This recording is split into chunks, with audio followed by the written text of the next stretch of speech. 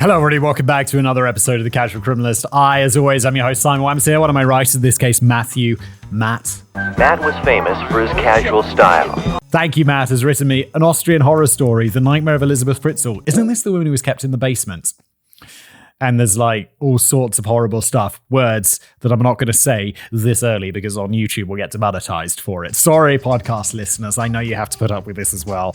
But I like to make money from the videos that I make, so we'll be a little careful. But let's just say I get the feeling this episode is going to be particularly horrible. Anyway, I've never read this before, as you can probably tell. That's the format of the show. Let's jump in, shall we?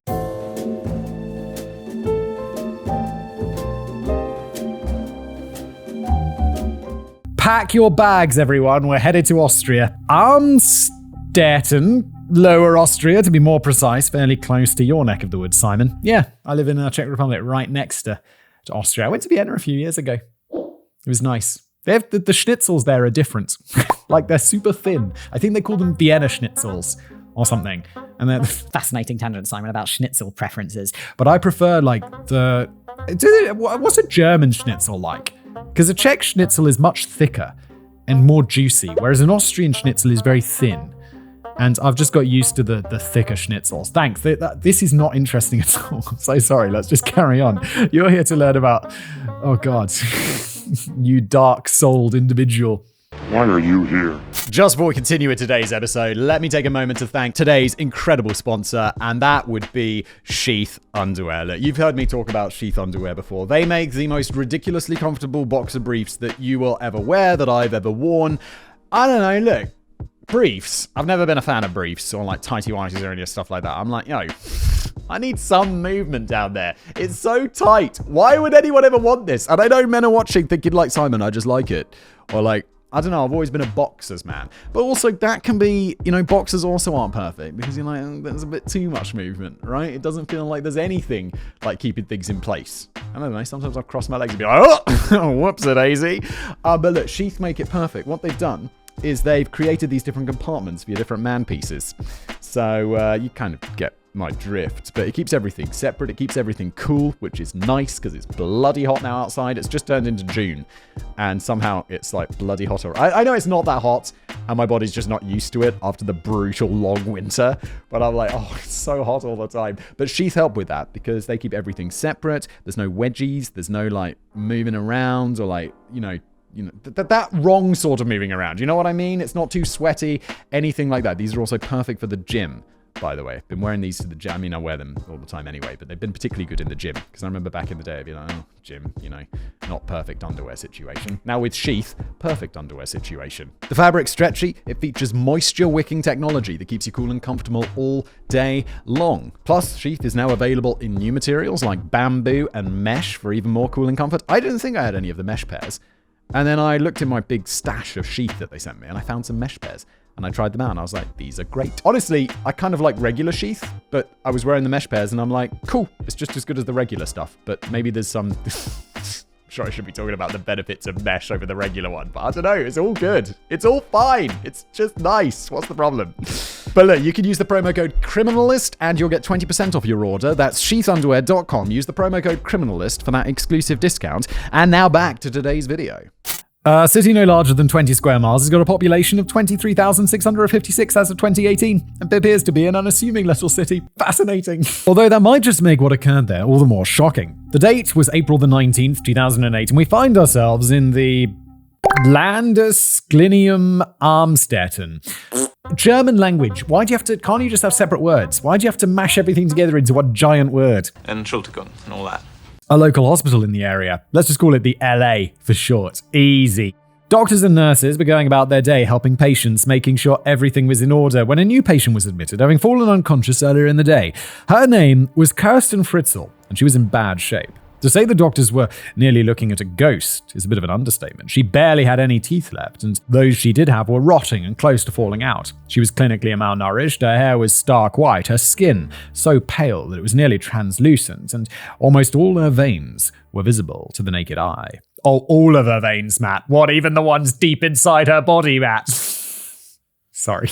Stupid nitpick. Let's carry on. I love wrestling Matt, but I don't think the fans dig it that much. She wasn't alone, though. Accompanying her was a tall gentleman of 73. He had messy black hair that had almost completely greyed with age and was styled to stick straight up, a long, wrinkled face and sharp eyes that were both emotionless and unnervingly cunning. This dude, if I saw this dude, if I was a doctor, I'd be like, that dude, watch him.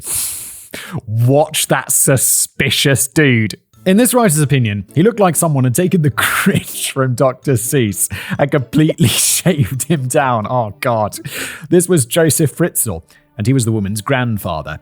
The doctors were stunned and horrified. Kirsten looked like she could be in her 50s or 60s, but in reality, she was only 19 years old. The doctors asked for her name so that they could assess her medical records, but there were none. No doctor's appointments, no checkups, not even a birth certificate or mention of her name anywhere in the system. It was as if Kirsten Fritzl did not exist at all. The medical staff examined her further and found that her condition was even worse than they had feared. Kirsten had a severe vitamin D deficiency, which caused a medley of health problems, compounded by the fact that she was in severe, life-threatening kidney failure. I've got a vitamin D deficiency.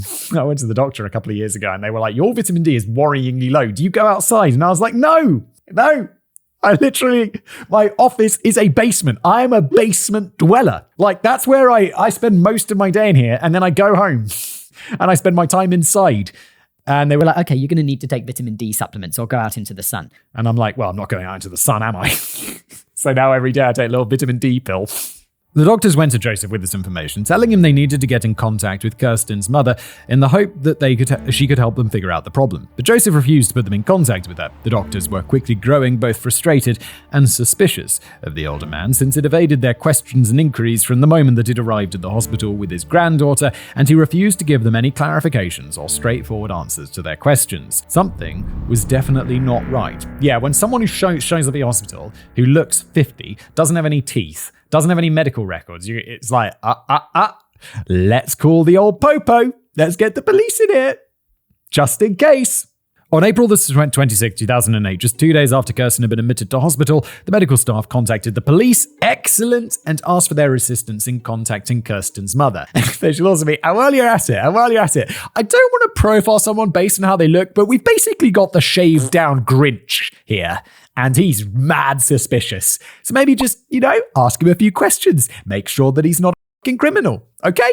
The authorities sent out a broadcast through the public media, hoping that she would come forward with answers. The police also looked into their files and came upon something of note. It was the missing persons case of one Elisabeth Fritzl, Joseph's daughter. She had been missing for the past 24 years, and her case had been closed with the belief being that she'd simply run away. However, Joseph's behavior at the hospital had only heightened suspicions that something much darker was at work.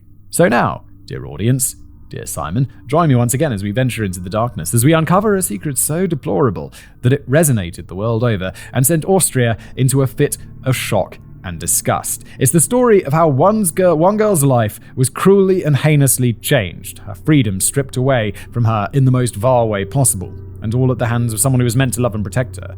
This is the tale of Elisabeth Fritzl, and it doesn't get any more monstrous than this. So now, once more, into the abyss. Oh, that rhymes. Little poem there to get started on this horrible, horrible note. Yay for that.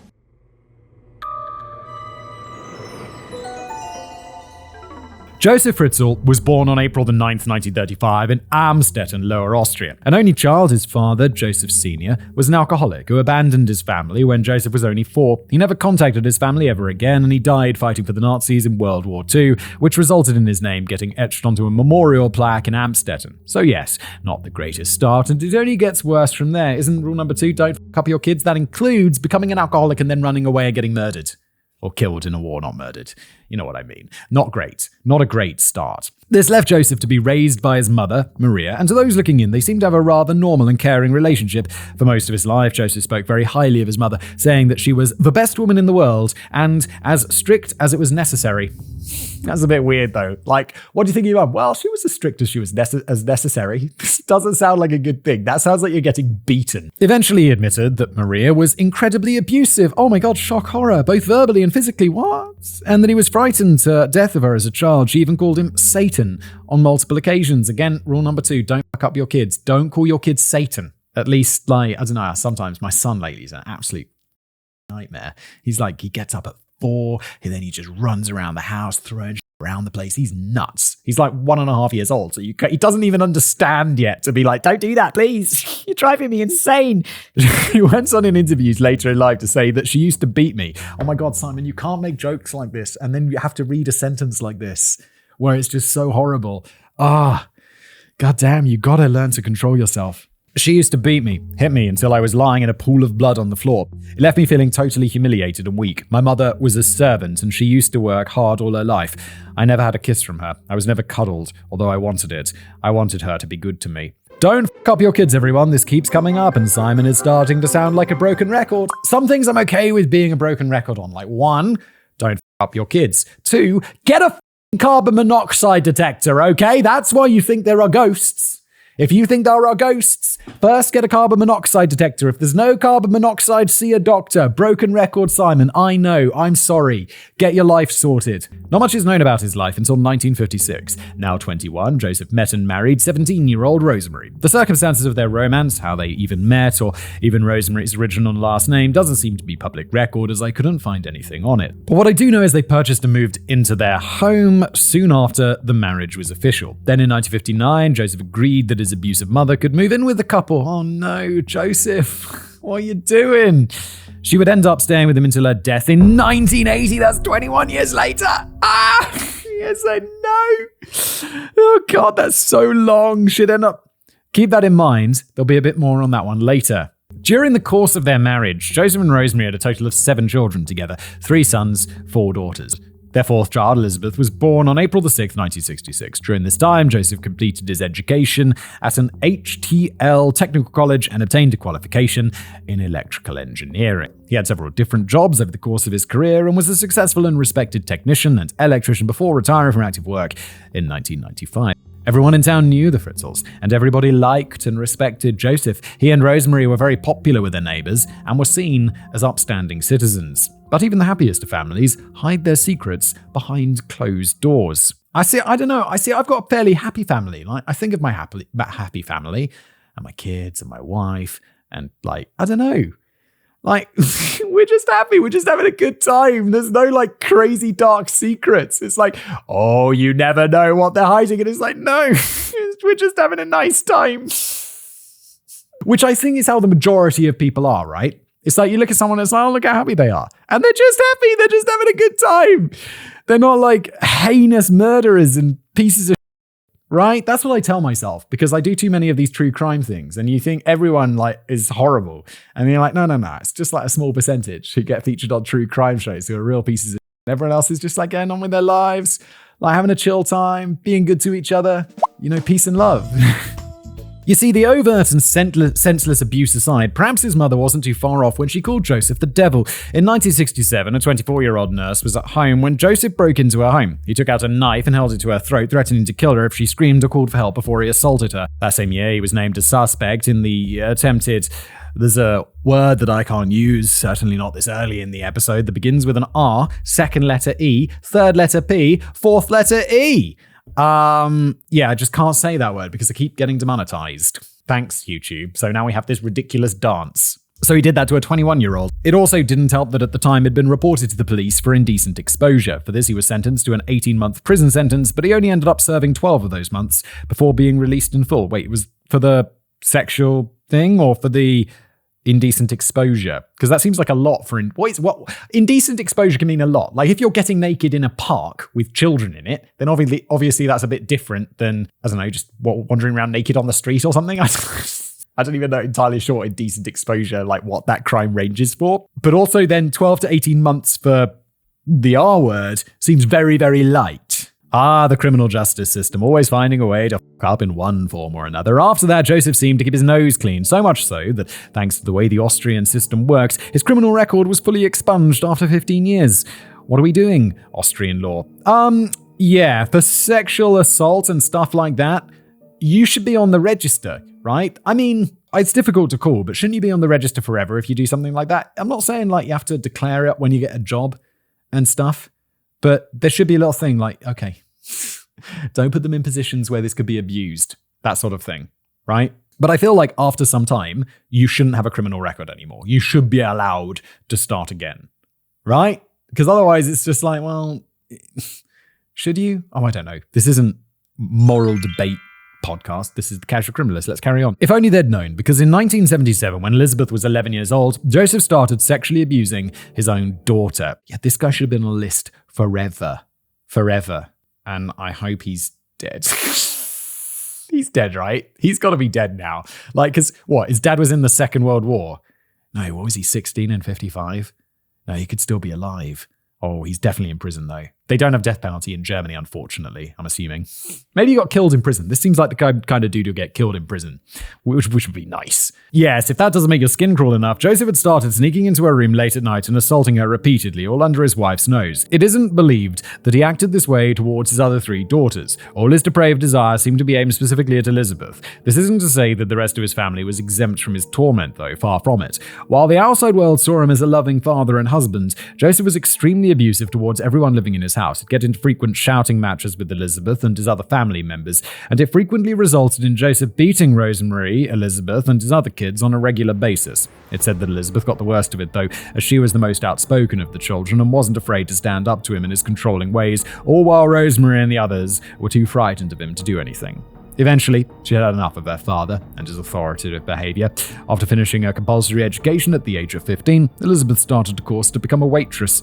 You have to have a course to become a waitress? I'm not that I'm diminishing the complexity of being a waitress, but isn't that the sort of thing that's taught on the job, like over a week? Like you go in and it's like you get a trainee badge and they're like, here's the till, here's the kitchen, be polite. Boom. Don't steal. Boom, done. Before she finished the course, she and a friend from work ran away together, ending up in Vienna. Joseph and Rosemary reported her to the police, and the 2 girls were found only 3 weeks later. She got a taste of freedom, only to be carted away back to the hell that was home, and I can't help but feel bad for her. After that, she finished the waitress course in mid-1984 and was offered a job in Linz, all the while still under the abusive thumb of her father. And I'm in no way blaming her in any way whatsoever. I'm just putting it out there as a, remember, like, if the police are coming, now's a great chance to be like, okay, you've got to do it. Tell them. Just tell them. Just do it. It's not our fault, but if you're ever in a situation like that, just do it. Tell the police. They won't mind in any way whatsoever. They'll be there for you. So yes, the man had all the tender sweetness of a seasick crocodile, and I wouldn't touch him with a 39.5-foot pole. It's very specific. He tormented his family to no end and has already proven himself to be a vile monster of a man. But for those unfamiliar with the story in its entirety, I know what you must be thinking. Well, Matt, you're right, he's clearly awful. But how does this tie into how we open this story? Well, it all began when Elisabeth ran away for the very last time. Oh, okay, where she ran away. Okay, let's see where this goes. Because I this was in the press a few years ago, and I vaguely remember the terrible things that happen in this story, but not. Let's just carry on. The disappearance. The day was August the 28th, 1983, and at first it seemed to be a day just like any other. However, Rosemary soon noticed that something was very wrong. Elisabeth was nowhere to be found, no sign of her at work, and her friends hadn't seen her at all, which worried Rosemary even more. Not wasting any time, she notified the police and filed a missing persons report, getting the authorities on the case in record time. The police talked to family and the neighbors. They scoured the neighborhood, but they couldn't find hide nor hair of Elisabeth Fritzl. And just as a reminder, it was around this time that 15 years would have passed, and Joseph's record would have been expunged, totally erased, so the police would have no reason to suspect him or even any records to look up. Brilliant. Yeah, see, that's the problem. That's why I feel like for crimes of a certain magnitude, okay, can't we draw a line between, sure, an employer doesn't need to know about a crime that you committed 15 years ago. But how about we just let the police have a little look-see into that stuff? How about that's not completely expunged? It's just no longer public or anything like that. It's just the police or, I don't know, spies or whatever can have a look at it, right? Like, surely if someone's arrested for spying, the German intelligence service or whatever can be like, well, you were a spy, what? They can look into that, surely. So the police should be able to look at the sexual offenders register or whatever they have.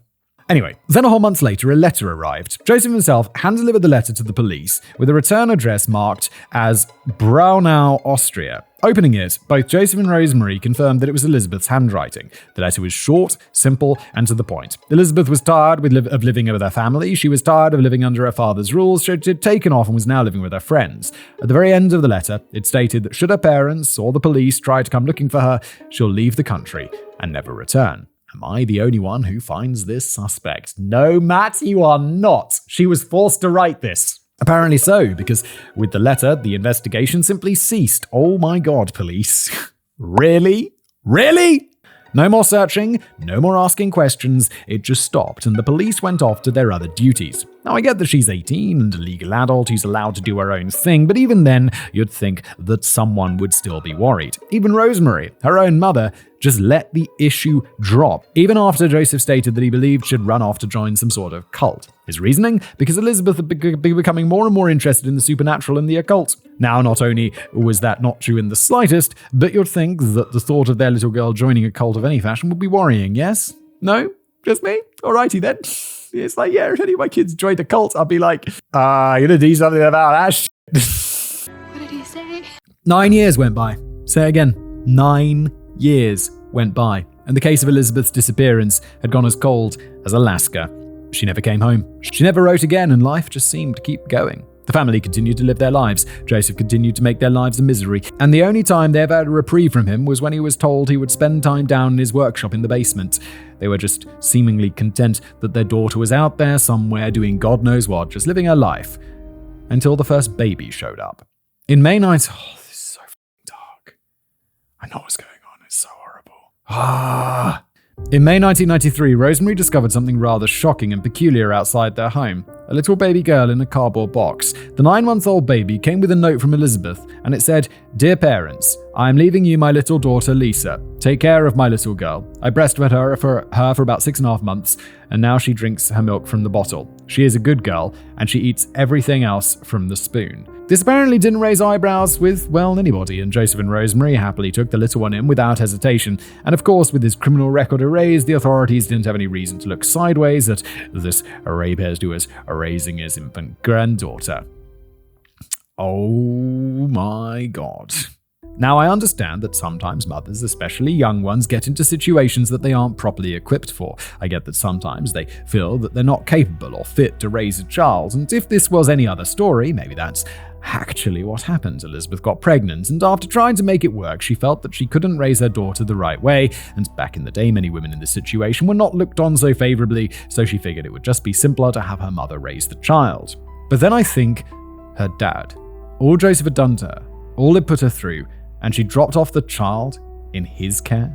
I understand she might not have felt prepared to be a mum, but I doubt she would have been okay with leaving her infant in the care of her sexually abusive father. I can't possibly imagine how someone in this position could think, because you get your brain is just scrambled on this shit.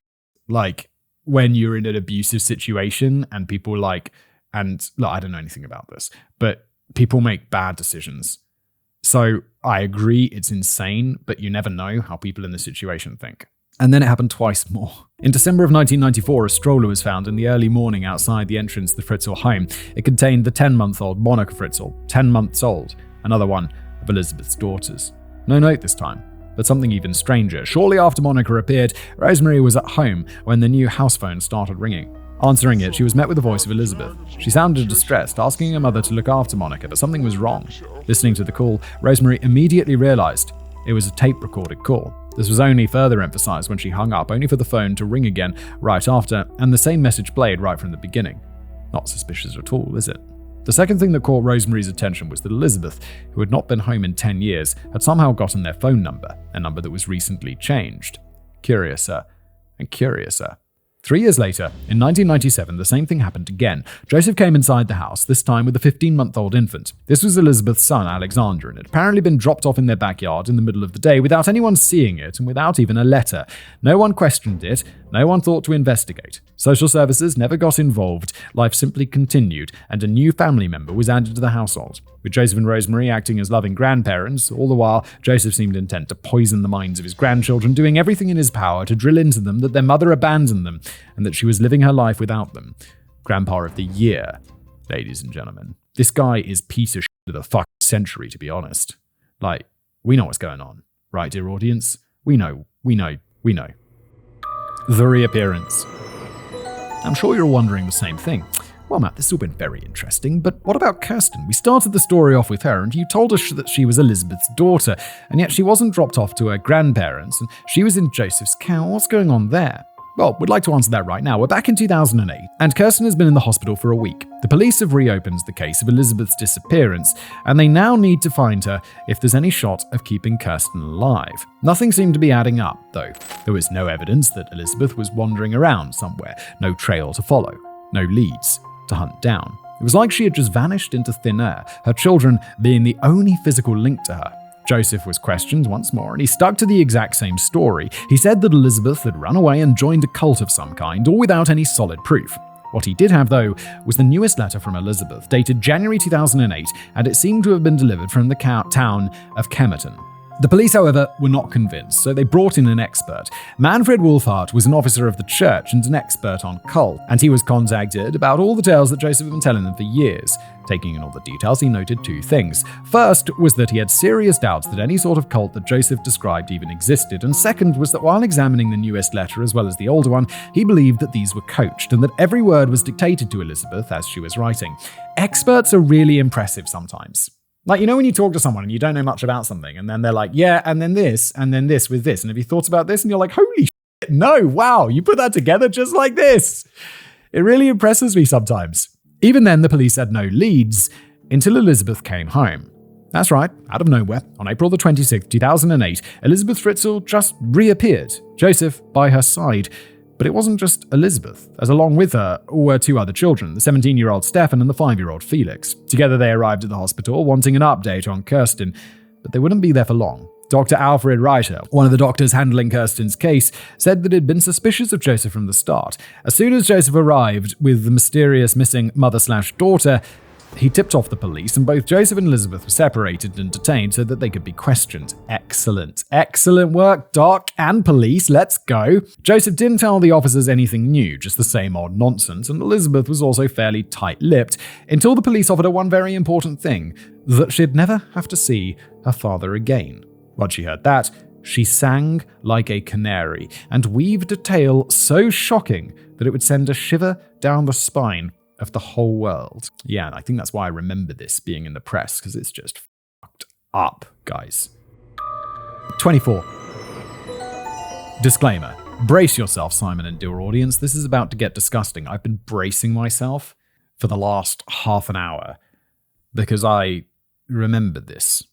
Points of order. According to Joseph, he had applied for a building permit for an extension to his basement in 1978. His request was granted and the property was inspected, but by then Fritzl had already begun enlarging his basement. Now, this wasn't too uncommon at the time. The Cold War was still very much going on, and the threat of another world war was prevalent in the minds of so many people, so it wasn't seen as suspicious for someone to wish to turn their basement into a bunker in case they needed to shut themselves down there when the bombs started dropping. The basement itself was huge. Initially 380 square feet, by the time he was done, he had expanded it to about 590 square feet. Wait, is this huge? Isn't that like 50 square meters? It's a large room. It's a big room. How big's this? Okay, it's a good-sized basement. My basement office is a lot bigger. After the renovations and expansions were done, the basement consisted of a long 16-foot corridor behind the second door, which led into a living area complete with a kitchen. This room had two doors, one leading further down the corridor into a bathroom area, which in turn led to two bedrooms complete with 2 beds each. But where did that second floor in the living area lead? Well, it led to another room, one complete with padding all over the walls, full floors, and ceilings, insulated with foam for soundproofing. And yes, it's going to get bad. There were 2 access points to the basement. The first was the large 1,100-pound door to Joseph's workshop that was thought to be unusable due to its age and weight. The second was a metal door reinforced with concrete and on steel rails that weighed 660 pounds and measured 3.3 feet high and 2 feet wide. This was hidden behind a shelf in the workshop, protected by an electronic code entered using a remote control unit. If that last part doesn't sound both ominous and suspicious, I don't know what does. On that day, Elisabeth had disappeared. I mean, it sounds... If I heard about this, I'd assume like it's a safe room or like a bunker or whatever that some like prepper built, rather than what this fucking monstrosity is. On that day Elisabeth had disappeared, Joseph had approached her and asked her for help. He needed assistance bringing down and attaching this one final door in the basement. Elisabeth agreed, and the two of them descended down into the darkness together. Not going through not one, not two, but 7 doors, they came to the last small room to place what would be the 8th door. As Elisabeth got into position and held the door for her father to fit it into the frame, she had no idea that this large passion project of her father's was no bunker. It was a prison cell. Without warning, Joseph swung the door inward and slammed it shut right in Elisabeth's face. She was knocked backwards and dazed, giving Joseph enough time to pull out an ether-soaked towel. He pressed it to her face, and she tried to fight back, tried to get away. But in the end, it was too much.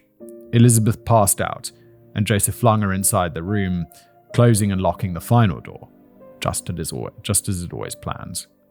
What happened next? It makes my skin crawl just thinking about it.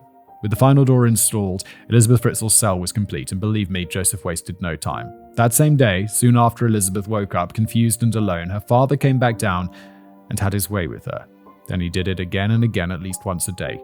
He'd make his way down into the basement, having forbidden Rosemary from disturbing him while he was downstairs, and made his way through the doors into the room where he'd let the monster out, all at the expense of his daughter. And he did this for 24 years. This wasn't something that he did on a whim either, that much is clear. Elisabeth was 11 in 1977 when Joseph started abusing her, and the very next year he applied for that extension permit.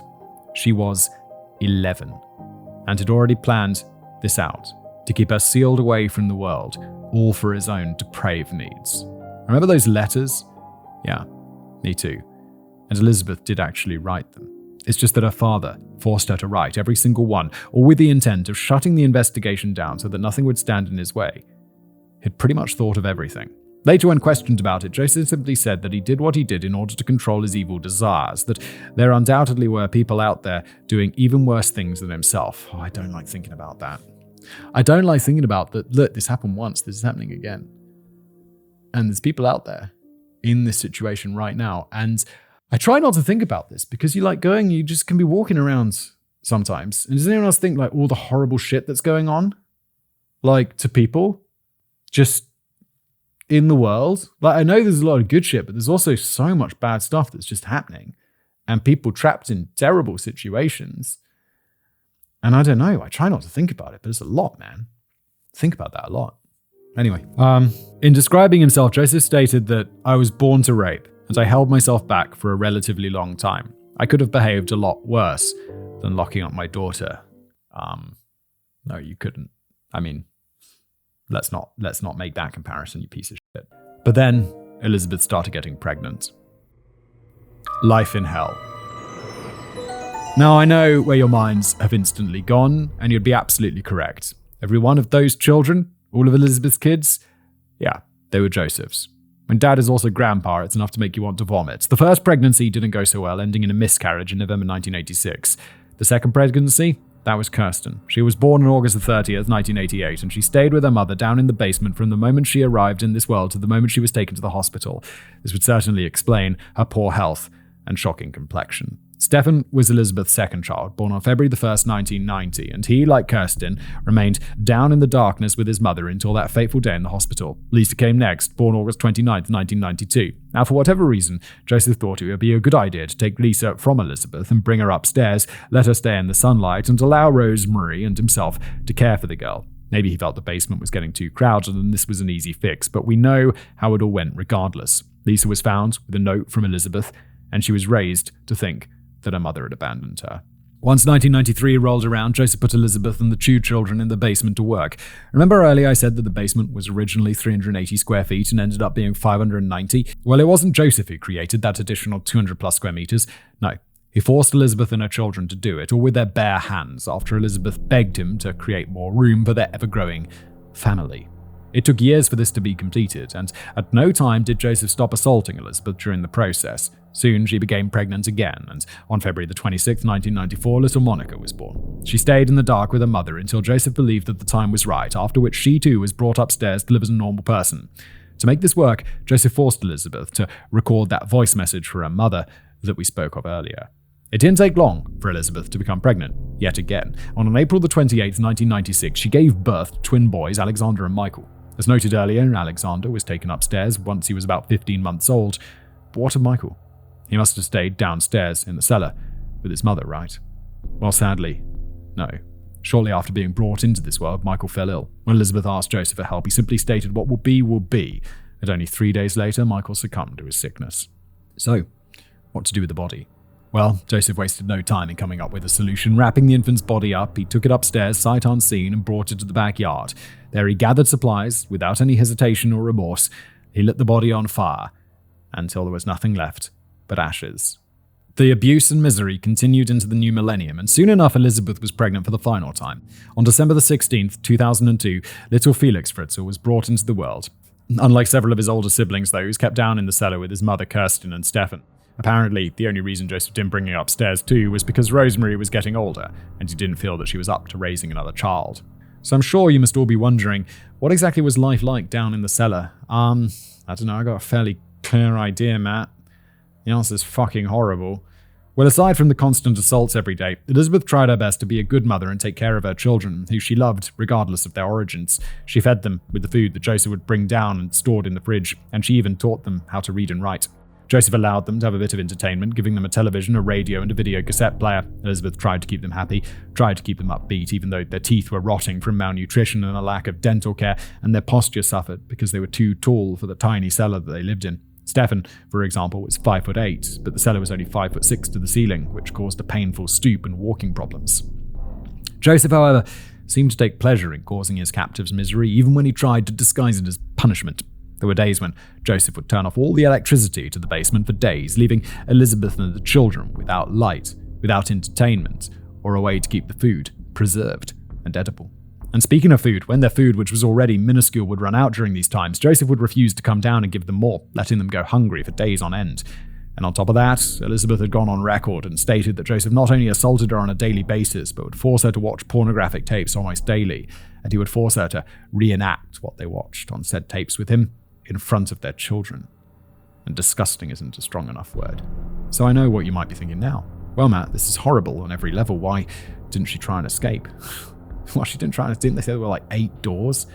Well, it's pretty simple. Joseph was smart and he knew how to manipulate people. First and foremost, there were locks on the doors, 2 of which were electronic, and only Joseph knew how to open them. Second, he told Elisabeth and the children that not only would they be electrocuted if they tried to meddle with the cellar door, but if they attempted to escape, he would fill the cellar with gas and kill them all. How very Nazi of you, Joseph. Clearly, that was a lie, but they didn't know any better. They had no clue what Joseph may or may not have set up when he was out of their sight. All that pain, all of that fear, well, that brings us right to 2008. The years of neglect and abuse finally caught up to Kirsten. Her body gave out and she fell unconscious in front of her mother and brothers. Elisabeth begged Joseph to help her, to save their daughter, and he agreed. To get her to his car, he needed Elisabeth's help, and so he allowed her out of the basement to carry her up with him. It was the first time that Elisabeth had seen the outside world in 24 years, which is unreal. That is such an extraordinary period of time. I'm 36 now. That would mean I would be locked up until I was 60. It's crazy. It didn't last long enough, though, as Joseph forced her back into the prison where she stayed for the next week. As the days rolled on, Elisabeth grew more and more worried and fearful for her daughter. She begged and pleaded with Joseph to take her to Kirsten, to let her see how she was doing, and soon enough, Joseph relented. He informed Rosemary that their daughter had decided to return home after a 2-decade absence, and Elisabeth, along with Stefan and Felix, were allowed out of the cellar and were taken to the hospital, where they were taken in by the police. 24 years, over 3,000 rapes.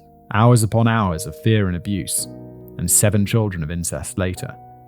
And the rest, as they say, is history. Into the light. After hearing Elisabeth's account of everything she suffered, the police had heard enough. Joseph Fritzl, at the age of 73, was arrested the same night on a litany of charges, including rape, incest, and unlawful imprisonment. The very next day, Elisabeth, Rosemary, and the children were all taken into protective custody for their own safety while the police conducted an investigation. Now, this seems like an open and shut case, right? All you had to do was listen to the interviews with Elisabeth, look at her kids, and it seemed to speak for itself. Hell, when confronted with the fact that Elisabeth had told them everything, an obstinate Joseph gave in and gave the officers the code to get into the basement through the small hidden door. They examined the personal prison, and they were appalled, seeing that everything Elisabeth had told them was true. DNA tests were conducted on all the children, and it showed that they were indeed Joseph's children, much to the disgust of the police.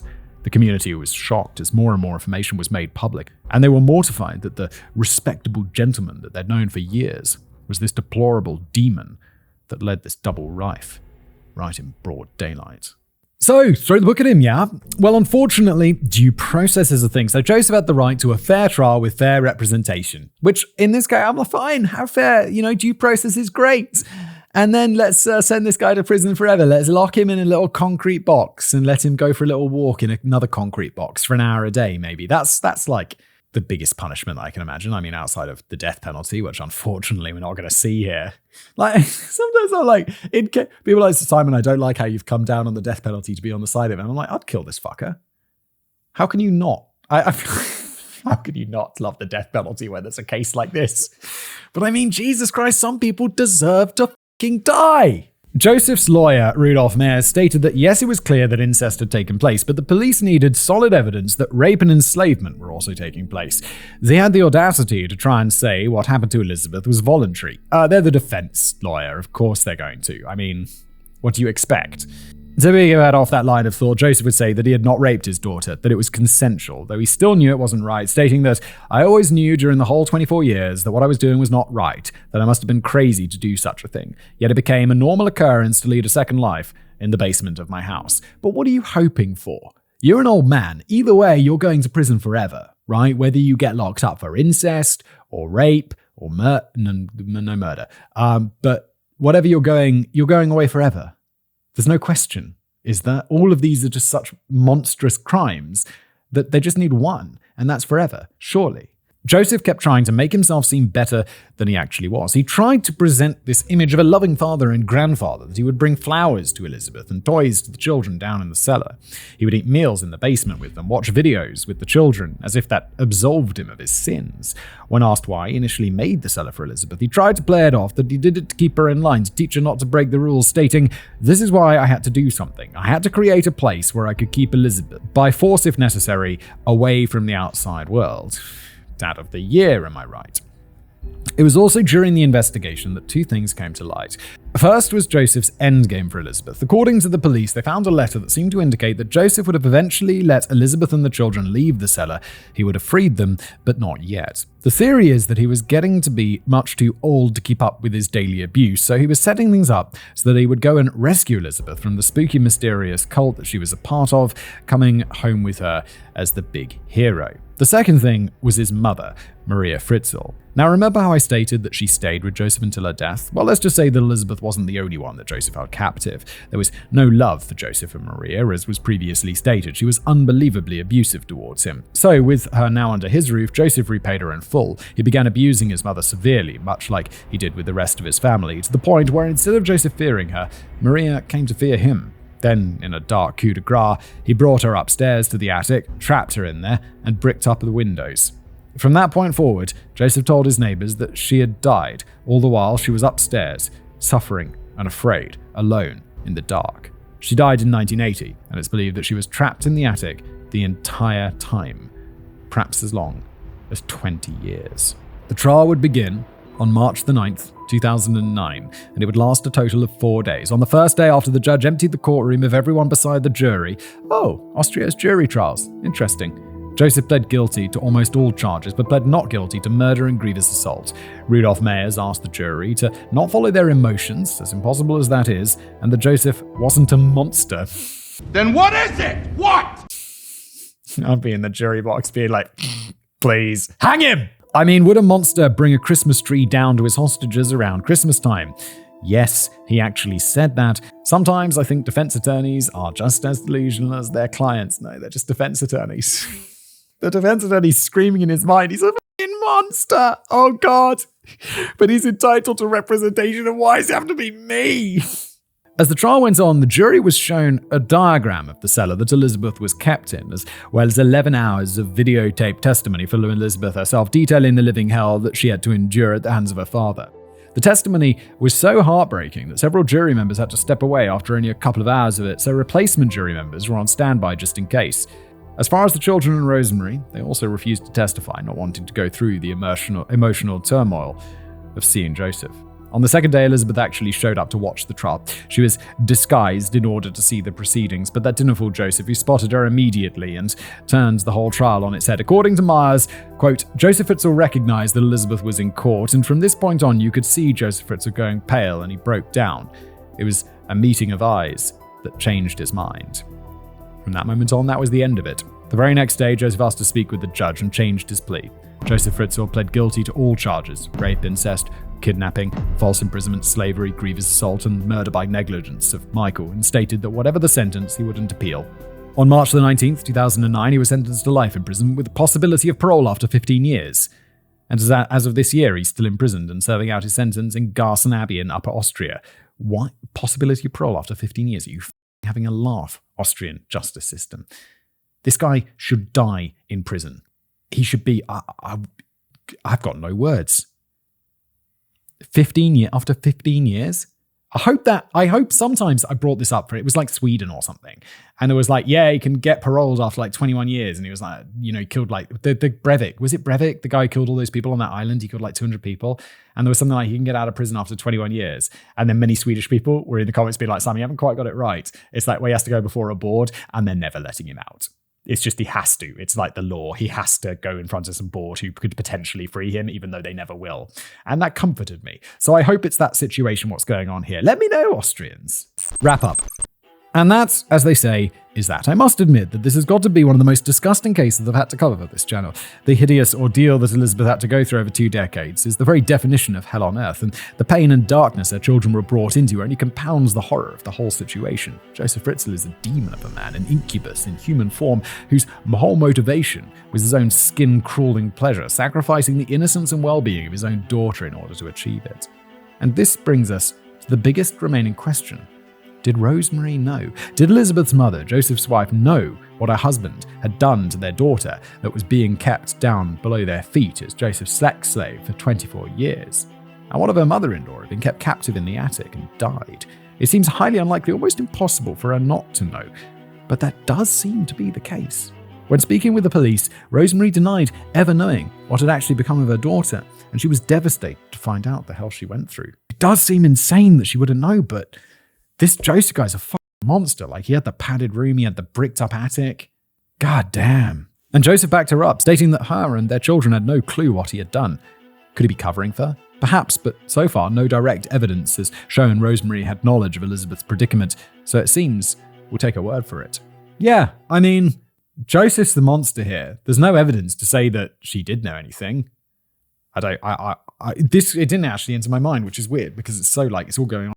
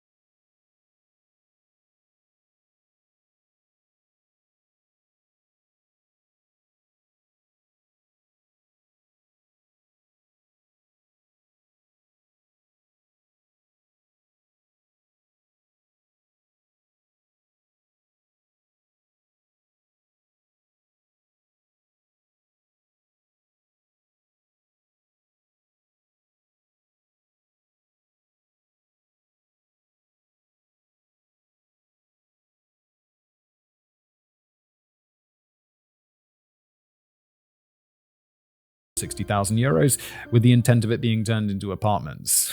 Bro, just demolish it, please. Come on. With all that Where does that leave Joseph? Well, he's in prison, where he fucking belongs. Well, I can happily report that he's been suffering pretty badly ever since he started serving his sentence. Oh, good. In 2017, had shown no remorse for his crimes and had even got into a fight with other inmates where several of his teeth were knocked out. Oh no, they were. What a shame. Come 29, it's so sad when there's prison violence of this, of this extent. It's just so sad that there's violence in prison sometimes, isn't it? It's just such a shame. Come 2019, he's said to have no more will to live as his health continued to deteriorate. It's 2023 and he's still alive, 88, and alive and kicking as of this writing, and reportedly suffering from dementia. Oh no, he's got dementia. God, happens to the best of them, doesn't it? However, there have been ongoing developments that I feel should be addressed. There's been talks with the justice system to transfer Joseph out of his psychiatric detention facility and into a regular prison. Wait, why is he in a psychiatric detention facility? Now, Simon, if I recall correctly, you stated before that when one is in a psychiatric facility, you're pretty much there indefinitely or until you're declared fit to leave. That seems to be Joseph's situation, as if he's transferred to a regular prison, then he'd be up for parole this year, having served his 15-year sentence. So if things go a certain way, as slim as a chance might be, Joseph Fritzl might be back on the streets, or at least in a regular old folks home given his dementia before year's end. What the actual yes, Matt? What the actual Austria? Let's hope the old Grinch kicks the bucket before that's even a possibility. He doesn't deserve to breathe the same free air as those he tormented for all those years. Rot in hell, you unyielding shitbag. Indeed. Don't really have much to add there. Matt put it rather well. Thanks for watching.